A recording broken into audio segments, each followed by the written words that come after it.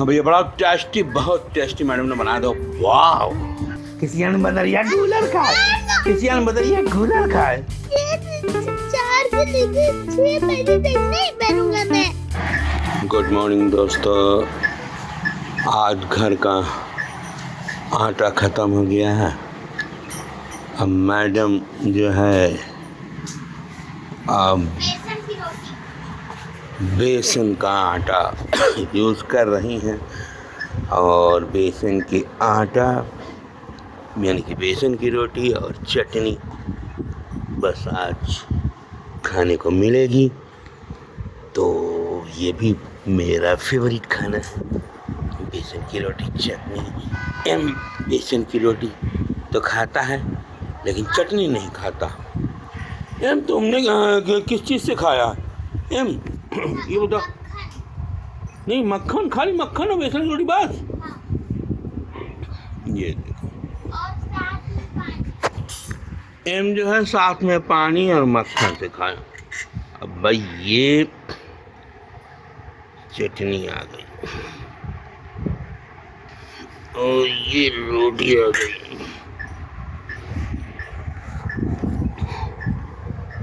ये चटनी है, ये बेसन की रोटी आ गई और ये मक्खन आ गया। अब मैं भी मक्खन का ही यूज़ करूँगा, क्यों नहीं यूज़ करूँ। मक्खन भाभी मक्खन है भैया मलाई। मैं जब ये गाना गाता हूँ तो मैडम ज़्यादा खुश नहीं होती, कहती भाभी, क्योंकि मैं अपनी भाभी के ऊपर गाता हूँ, भाभी और भैया।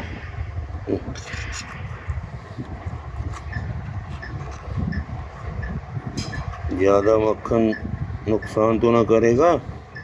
अब तक खा ही लिया, खाऊंगा ही। ठीक है, और चटनी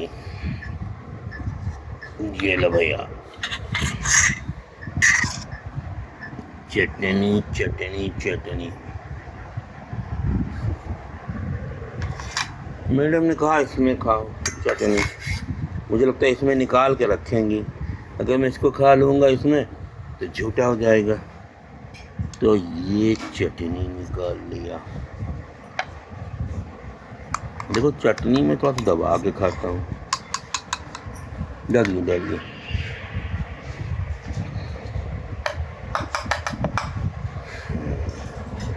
ये लो।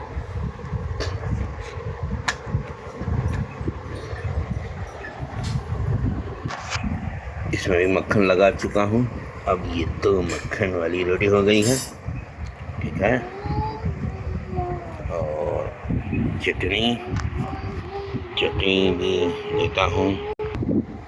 मैडम की तरफ से आवाज़ आ गई है बेसन का, यानी गेहूं तक की रोटी। गेहूं तो आटा ख़त्म ही हो गया, अब बेसन का भी ख़त्म हो गया। मैडम,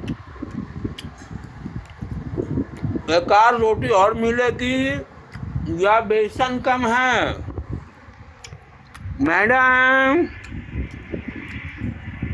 नहीं आ रही। देखो, प्याज वगैरह सब है। अब प्याज तो हम लोग बहुत शौक से खाते हैं,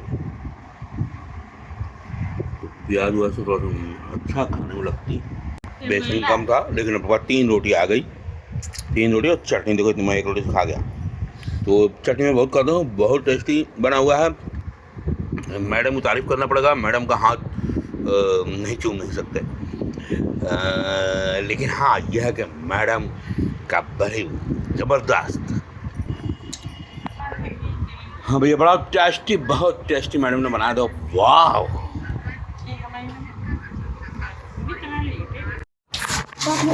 आटा ख़त्म हो गया है और अब जा रहे हैं आटा लेने के लिए। और के पास क्योंकि पानी की बूंद पड़ रही है, अब आटे में अगर बूंद पड़ जाएगी तो चकोरा आटे में अगर बूंद पड़ जाएगी तो आटा ख़राब हो जाएगा ना। आटे में बूंद अगर पड़ गई तो अब कैसे करें। अब बूंद बूंद पड़ रहा है और हम दोपहर में भी नहीं गए। जब एम को स्कूल लेने गए थे, दिक्कत ये थी कि उधर से ले आएंगे फिर पानी बरस रहा था, फिर लेके एम को भागना पड़ा। अभी भी जा रहे हैं तो फिर पानी हो जा रहा, क्योंकि हम गेहूँ तो खरीदते नहीं, आटा खरीदते हैं सीधा। तो अब उसको लेके आएंगे आगे रख के खुले में, तो ये तो कोई पन्नी में होगा, लेकिन क्या फ़ायदा, बूंद घुस गई, तेज बरस गया तब क्या होगा।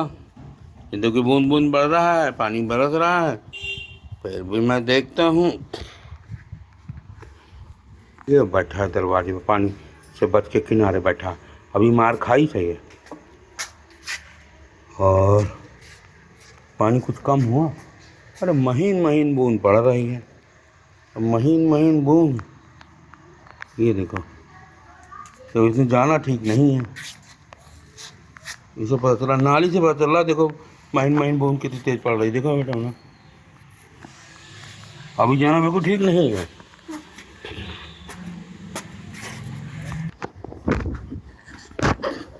हट, ये मुँह छुपा है, मुँह छुपा के वो कर रहा है, मोबाइल मांग रहा। अपना मोबाइल चार्जिंग में लगा है, वो चार्ज में लगा, अम्मा से मोबाइल मांग रहा है और हम तो अपना मोबाइल देना बंद कर दिया है। ये खिसियान बंदरिया गूलर, खिसियान बंदरिया गूलर खाए, खिसियान बंदरिया गूलर खाए। टूट जाएगा, चोट लग जाएगी। हट हट हट हट हट हट हट।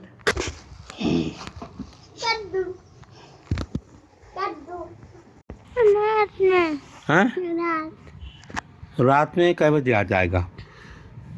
नहीं पता। पता करो और बेबे से बात करो, हमें फ़ोन बताओ। अगर वो रात में 9 या 10 बजे आए, लेकिन तुम जागते रहोगे तो फिर तुम जल्दी उठोगे तो कैसे होगा।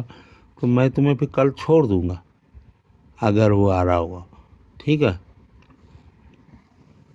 कल तुमको मैं छोड़ दूंगा। तुम्हारा भाई आजमगढ़ से आ रहा है तो तुम्हें उसकी याद आएगी तो तुम मिल सकते हो। तुम्हारी बहन भी आ रही है तो इसलिए तुम मिल लेना। संडे को दिन भर रहना, फिर संडे की शाम को वापस आ जाना। स्कूल का नागा बिल्कुल भैया नहीं करेगा। हाँ, सुनो। और सुनो, कल तुम्हें मैं भेजूंगा शाम को, क्योंकि कल पहला दिन है अरबी का, तो अरबी पढ़ोगे, ठीक है। मगर आप बैठे रहना। कहाँ? नहीं बैठे, कोई बात ही नहीं कि मैं बैठूं। कोई वो मारते बिल्कुल नहीं है, वो आए भी थे, बिल्कुल मारते नहीं है, समझ गया। कल तुम अरबी पढ़ने जाओगी। आज जानते क्या बजे जाना है? 4:30 बजे जाना है। हाँ, मैं मगरिब की नमाज़ पढ़ने आऊँगा, तुमको ले आऊँगा। मगरिब की नमाज़ 6 बजे होती है। नहीं, जल्दी होने लगी है, तब तक में हो जाएगी। जल्दी छुट्टी हो जाती है मगरिब के पहले, क्योंकि लड़कियां लोग भी रहती हैं, सब नमाज़ थोड़ी पढ़ती हैं लड़कियां मस्जिद में, तो सब छुट्टी हो जाती है। बस साथ में तुम भी आ जाना। और मैं चूँकि रहूँगा, मैं रहूँगा। 5:45 बजे हो जाती है। 1 घंटे से ज़्यादा नहीं पढ़ाई होती। 4:45 बजे जाओगे, नमाज के बाद पढ़ाई शुरू होती है, समझ गए। फिर आप क्या करोगे? आप घर आ जाओगे। अरे तो क्या मुश्किल है, तुम अकेले ट्यूशन पढ़ते हो कि नहीं? नहीं अब्बा ना। वो मारते बिल्कुल नहीं है, समझ गया कि नहीं? नहीं अम्मा, ये 4 से लेकर 6 बजे तक नहीं बैठूंगा मैं 4 बजे कहाँ बोल रहा हूँ, 4:45 बजे बोल रहा हूँ। आप क्यों बोले 4 बजे? वो मुंह से निकल गया। 4:45 बजे जब असर की नमाज हो जाएगी, आप मौलाना नमाज पढ़ा देते हैं, तब पढ़ाई करवाते हैं, समझ गए। मौलाना साहब हाँ, जब अजान होती है तब सब लोग निकल जाते हैं। अजान होती है, सब लोग वहाँ वो होते हैं, नमाज होती है, नमाज के बाद फिर बैठ के पढ़ाते हैं, और मगरिब के अजान से पहले छुट्टी हो जाती है। कितने बजे? बस 1 घंटा। जितने बजे तुम जाते थे वहाँ जोया के यहाँ, उतनी बस देर में छुट्टी हो जाएगी। ठीक है, और अरबी पढ़ना बहुत जरूरी बेटा, गुनाह पड़ेगा। तो मैं अपनी स्टोरी बता चुका था जो कि भाई ऊंचाई पर चल रहा था। और आपको कुछ और जानकारी दे दूँ, उस वक्त नोटबंदी हुई थी। जब नोटबंदी हुई थी तो एक लंबी लाइन लगी रहती थी, और लाइन में यानी लोग सुबह से लेके 4-4 घंटे लगे रहते थे, तब उनका नंबर आता था और उनको सिर्फ मिलता था 3000 रुपये। 3000 रुपये से 1 रुपये ज़्यादा मिलता नहीं था। 3000 रुपये उनको इजाज़त था कि अपनी पुरानी नोट लेके आओ 500-500 की, और 3000 उसके बदले में लेके जाओ।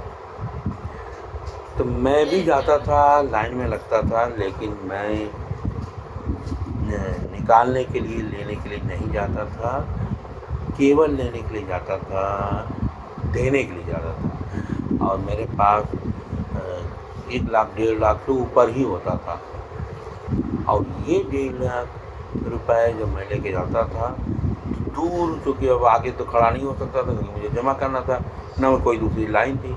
सभी लाइनें लंबी लंबी 3-4 लाइनें लगी हैं, लेकिन अपने लिए क्या है, जमा करना है तो भी कोई सोच नहीं था भैया, पीछे ही खड़ा होना। अब पीछे से थोड़ा सा आगे आ जाते तो मुझे जब कैशियर देखता था जो पैसा देता था, क्योंकि 3000 रुपये भी रोज़ ख़त्म हो जाते थे, जो लाइन लगी उनको वापस जाना पड़ता था। लेकिन 3000 रुपये यानी कि हमारे पास इतना रहता था कि कम से कम 40-50 लोगों को 3000 रुपये दिया जा सकता था। तो वो लोग जब बैंक ख़त्म हो तो वो बोलते थे अक्सर, अरे भैया वो जो पीछे खड़े हुए हैं उनको आगे भेज दो। तो लोग बोलते नहीं, आगे नहीं जाएगा मैं। लेकिन भैया अगर पैसा लेना तो उनको आगे भेजो, क्योंकि वो लेने नहीं, देने आए हैं। और फिर रियली मैं जब पहुँचता था तो सीधा काउंटर पे पैसा ले जाके नोट की घंटी सारी 100 की, 50 की, 20 की, 10 की यही रहती थी, क्योंकि बाकी बड़ी नोट तो मिलती नहीं थी, ना मैं लेता था। तो मैं पूरा सहारा उनको देता था, और दे देने के बाद अपने पास फटाफट जमा भी हो जाता था हमारा पहले, और हम वापस आ जाते थे। तो ये अपना पर डे का नोटबंदी के समय का पर डे का ये था, क्योंकि अपने पास भाई लोग तो सामान लेना ही था उनको, कहीं से भी लेते थे पैसा, वो करके लेते थे अपने पास। क्योंकि स्वैप मशीन भी थी, तो दोनों स्वैप मशीन से भी पैसा वो करते थे, और साथ में जो कुछ लोग कैश लेके आते थे तो वो इस तरह करते थे। तो ये बताओ, अब ये सारा चल रहा था, चलता जा रहा था। लोग, भीड़ इतनी होती थी हमारे यहाँ कि कुछ लोग अपने यहाँ किसी को, नया आदमी को लाते थे तो वो दिखाने के लिए लाते थे, चलो आओ यहाँ चलें। क्योंकि मेरे पास एक ऐसा था कि एक ब्रांच कंपनी की थी जो कानपुर में थी, अगर वहाँ सामान नहीं है तो वो सामान मेरे पास भी नहीं है, अगर वहाँ है तो मेरे पास है। बाकी हर जगह सब सामान नहीं मिलते थे, क्योंकि हमारे पास स्टॉक में 35 से 40 लाख का सामान हर वक्त रहता था। हमने केवल एक वेयर हाउस बना रखा था, जो 3 दुकानें अलग ले रखी थी किराए पे, और 3 दुकानें में और सहारा सेटिंग करके ले रखी थी। मेरे पास 6 दुकानें केवल वेयर हाउस के नाम से थी, जिसमें मेरा कम से कम 200-250 बॉक्स से भरे रहते थे। क्योंकि मेरे पास जो माल आता था कानपुर से, सबके पास कानपुर से आते थे, लेकिन मेरे पास सीधा वेयर हाउस हरियाणा से ट्रक आती थी रात में 2 बजे 2:30 बजे, तो मैं कार लेके आता था, सामान सब उतरवाता था और वो अपने चढ़ा के और वो सारा काम करता था। तो एक अपना एक अलग ही था, सब बढ़ता जा रहा था। हाँ, लोग जो है जब देखने के लिए लाते थे तो सब लोग यही सोचते, अरे यार यहाँ इतनी भीड़ लगी, लोग पैसे लेके खड़े हुए हैं और सामान इतना देर में मिल रहा है, और सब क्यों ना इसी को खोल लिया जाए। तो लोग नेटवर्किंग कम, इस दुकान खोलने के चक्कर में ज़्यादा पड़ गए, और नतीजा ये रहा कि 32 DLCP हमारे जैसे खुल गई, जबकि हमारी अकेली थी एक वक्त था, और पूरे यूपी में हम ही नंबर 1 थे। अपने को बेस्ट यूपी का DLCP अवार्ड मिला था। हमें कंपनी ने 3 बार विदेश घूमने के लिए इसी सेल्फ पर लेके गई थी। तो ये सारी चीज़ें कंटिन्यू चल रही थी। अब जानते हैं कि गिरावट भी आती है। अब जब 32 डीएलसीपी खुल गए तो हमारी सेल, अगर मुझे कोई पेस्ट चाहिए, अब मेरे बगल में दुकान खुली हो तो मैं थोड़ी जाऊँगा कि सुलेम खान मेरी खुद की दुकान वहाँ से ले आऊँ, नहीं अर्जेंट है तो यहीं से ले लो, पैसा दे दो।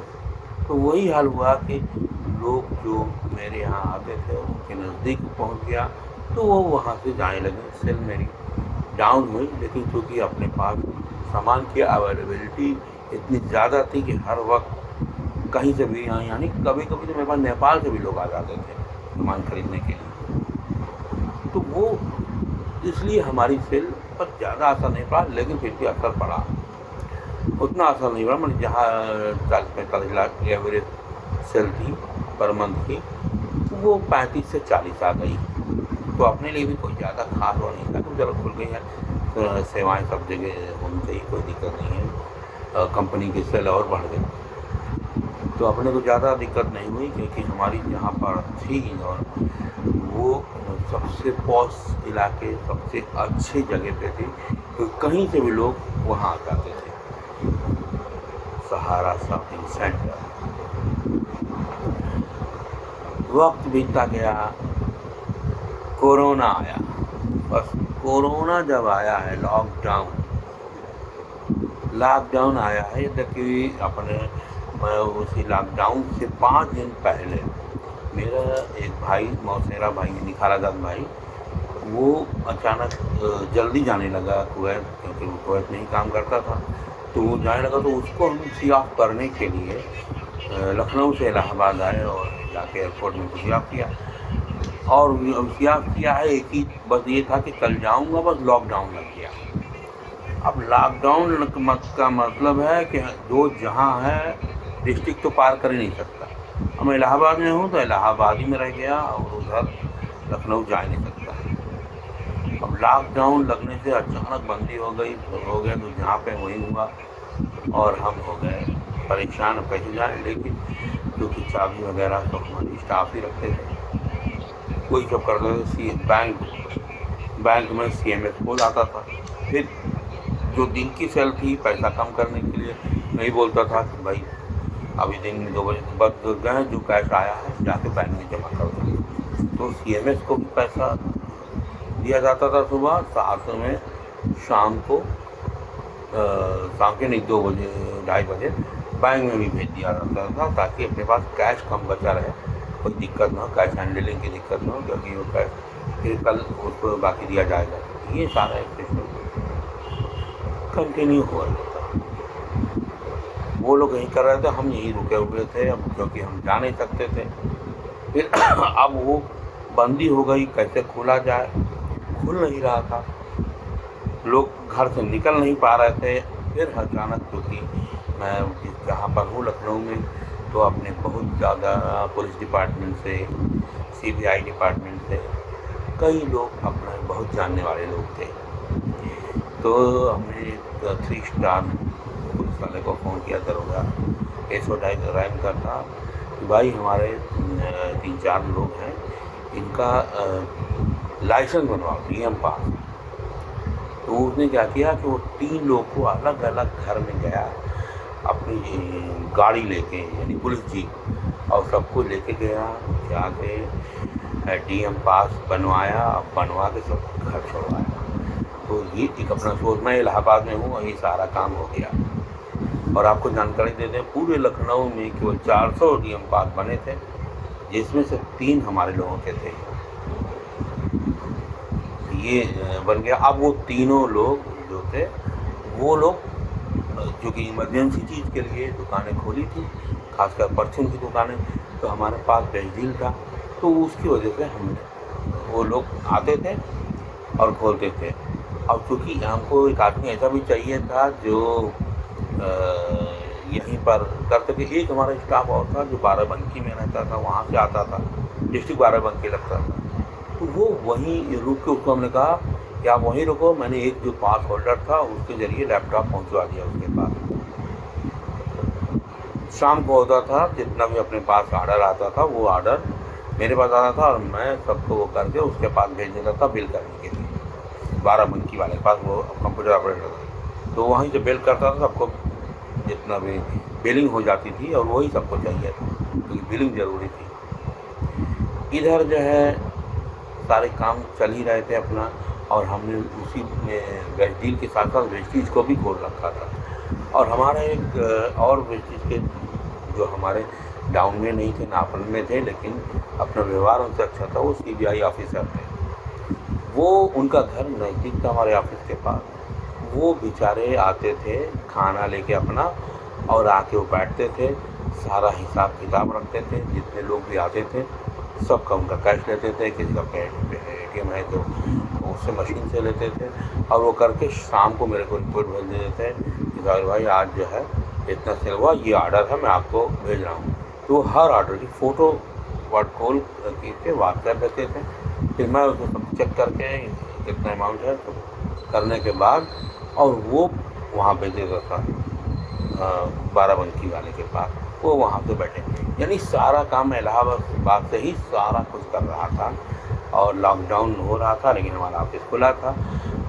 सारे पूरे सहारा में जितने लोग भी थे, किसी ने किराया नहीं दिया था 2 महीने का, लेकिन मैं अपना उस ऊपर वाला जो जिसको मैंने 30,000 रुपये किराए पे लिया था, उसके ओनर को भी किराया दे रहा था, और ये तो मैंने खरीद रखी थी, इसमें कोई किराया नहीं था। हाँ, सबकी सैलरी भी दे रहा था।